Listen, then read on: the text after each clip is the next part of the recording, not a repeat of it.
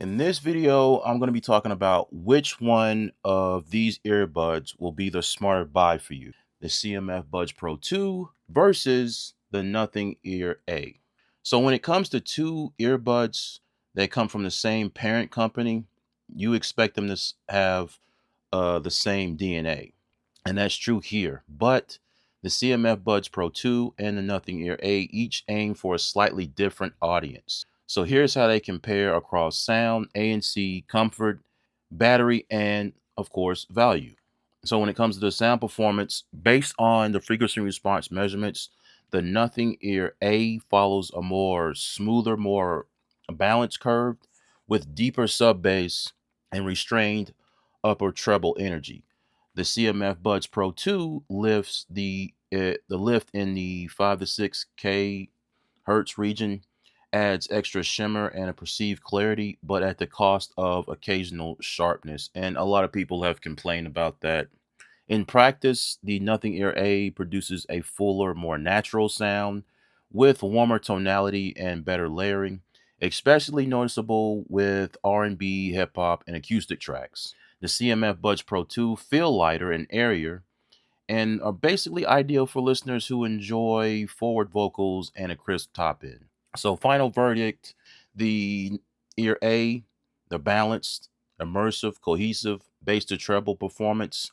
The Buds 2 Pro, they're brighter, detail focused, and more analytical. Or I should say they're more bass sound, more V-shaped sounding outside of the box. Now, when it comes to noise canceling, the Ear A delivers strong real world ANC, particularly for a low frequency hum and travel noise. The Buds 2 Pro 2 perform well indoors, but are slightly less adaptive to varying environments, especially when you're outside.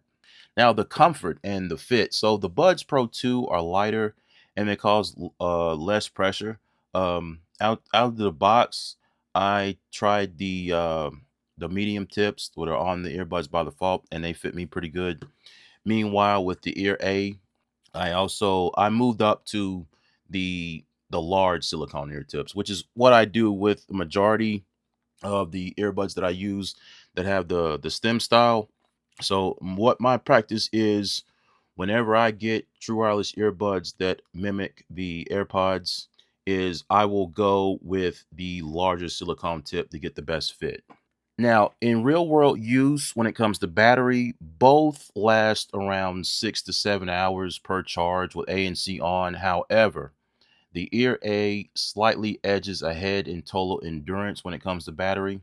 So around 40 hours with the case versus CMF's 36 hours. So the charging speed is about the same. Neither one of these earbuds have wireless charging either. So the day-to-day usage is going to be pretty much the same. Now, when it comes to app support and smart features, both earbuds are fully supported by the Nothing X app, giving you access to an adjustable EQ, ANC modes, touch control customization, and firmware updates. However, the CMF Buds Pro 2 stand out with the smart dial. So the smart dial on the CMF Buds Pro 2 is right here on the charging case, and it is a tactile aluminum wheel that doubles as a remote, and you can go inside of the Nothing X app and you can customize this to your heart's content. So you technically don't even need to touch the earbuds or your phone at all. You can map this wheel to control the volume like I'm doing right now, and it also, you can press it in like so for pause and play, previous track, next track. You can even do a double press and hold the cycle through the ANC modes, or you can do a double tap for previous track or a triple tap for next track. So this is why I like these so much, is because they offer so much versatility versus any other of the CMF buds. And I still use them to this day because I got them back in August of 2024. And I really like the sound and I like how versatile they are. And yes, I do have a case on these. A lot of people online were complaining about how the soft touch finish. Let me go ahead and show you. Let me just show you right quick. Let me just take it up out of here. This is a little cheapo charging. I mean, not charging, but little TPU case. It's starting to turn yellow a little bit. I don't care. It was like $6, $7. You can find a bunch of them on Amazon.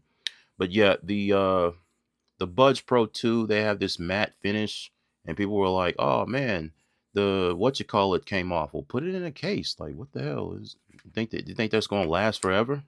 So, lastly, value. So, if you prioritize design, deeper bass, and stronger ANC, then the Nothing Ear A is the probably the better all around buy for its premium tuning and polish. And I'll say this, even though these don't have access to the advanced EQ instead of the Nothing X app, the sound on these is still sound great. If you want to know more about the sound, then go check out my Nothing Ear A review that I did before, and you'll pretty much get the gist of what I'm trying to say.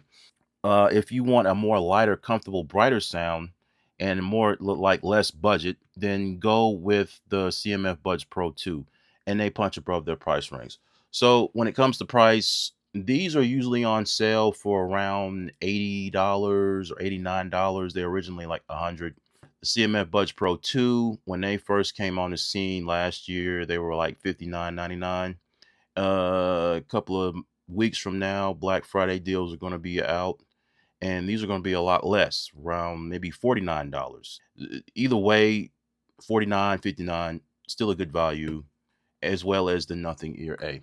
So what I would say is, when it comes to recommendations, choose the Nothing Ear A for a more versatile, immersive sound in ANC, and choose the CMF Buds Pro 2 for comfort, detail, clarity, and added convenience with the little smart dial.